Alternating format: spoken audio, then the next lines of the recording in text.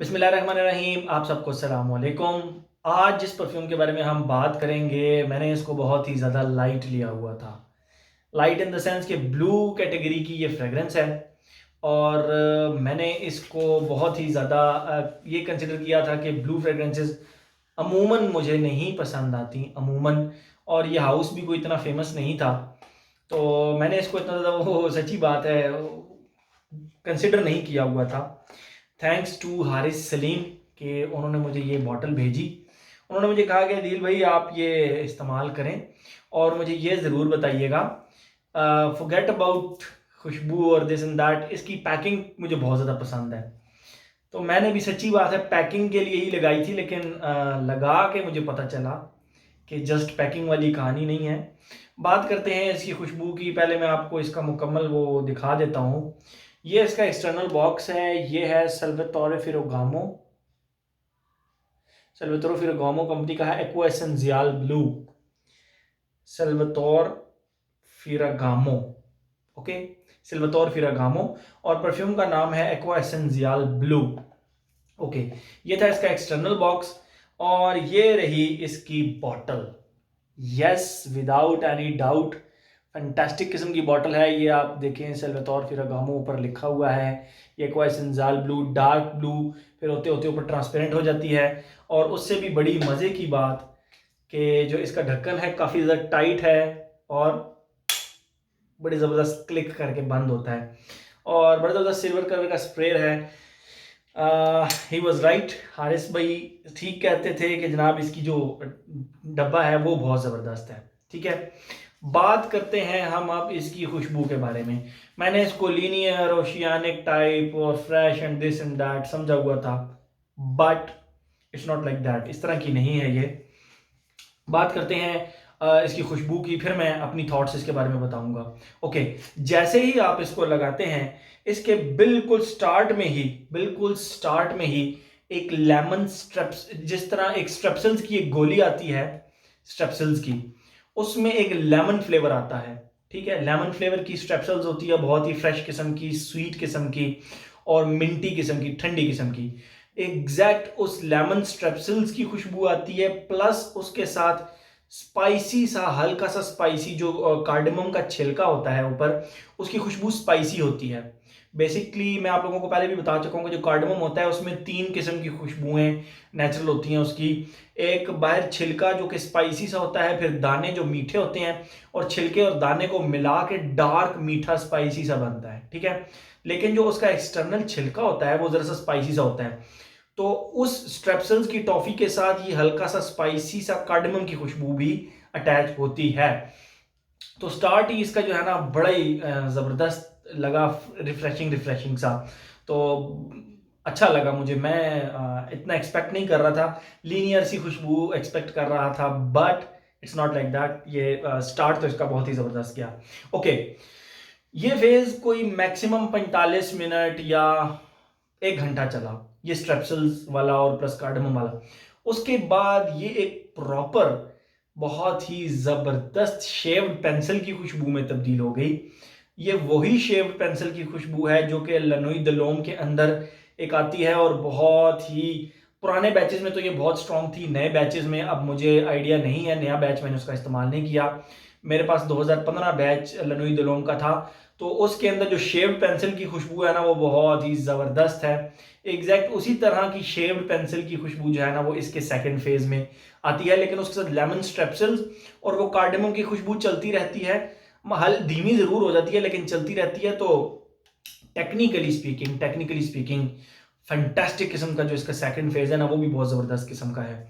उसकी जो वुडी सी खुशबू है, कमाल की शेव्ड पेंसिल की खुशबू, कमाल, ज़बरदस्त। उसके बाद इसके अंदर एक खुशबू आती है जो कि बेसिकली तो एम्ब्रॉक्सिन की है। अच्छा, एम्ब्रॉक्सिन की भी जो है ना वो बहुत सारी फॉर्म्स हैं।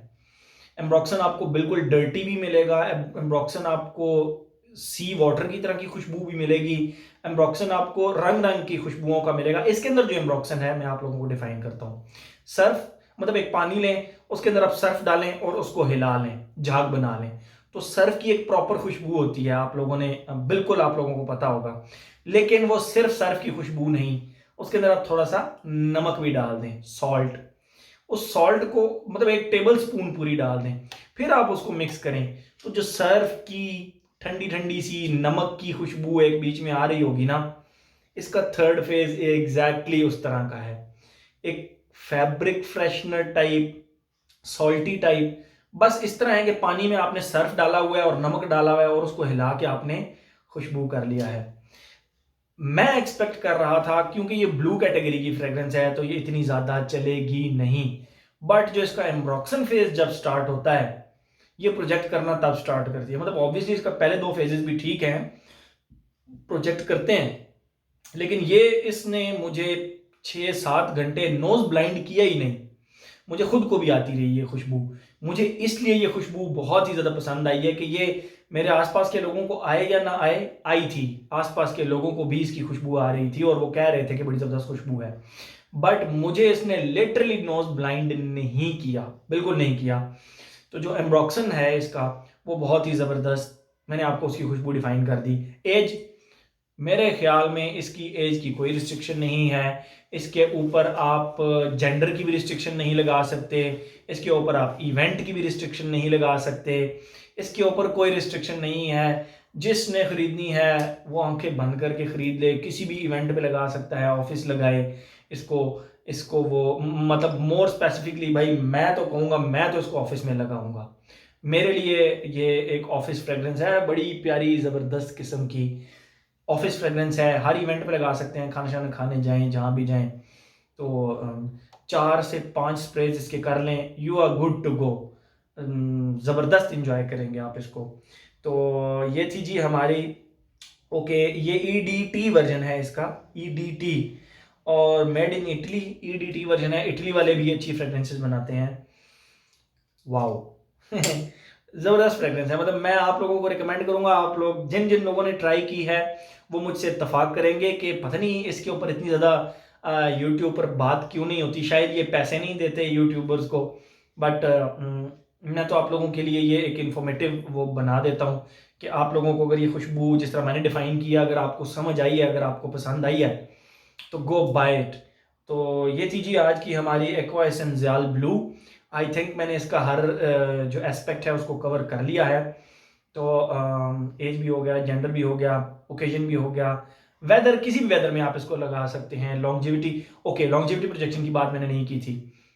लॉन्जेविटी 6 से 7 घंटे बड़े आराम से इसने मुझे दी और नोज ब्लाइंड भी नहीं किया। प्रोजेक्शन, प्रोजेक्शन मैं ये समझता हूँ कि ये स्टार्ट में तो चले आपकी आर्म लेंथ कर लें 1 घंटा, उसके बाद ये तकरीबन 1-1.5 फुट तक आपके गिर्द रहती है, 1-1.5 फुट तक 3 से 4 घंटे बस।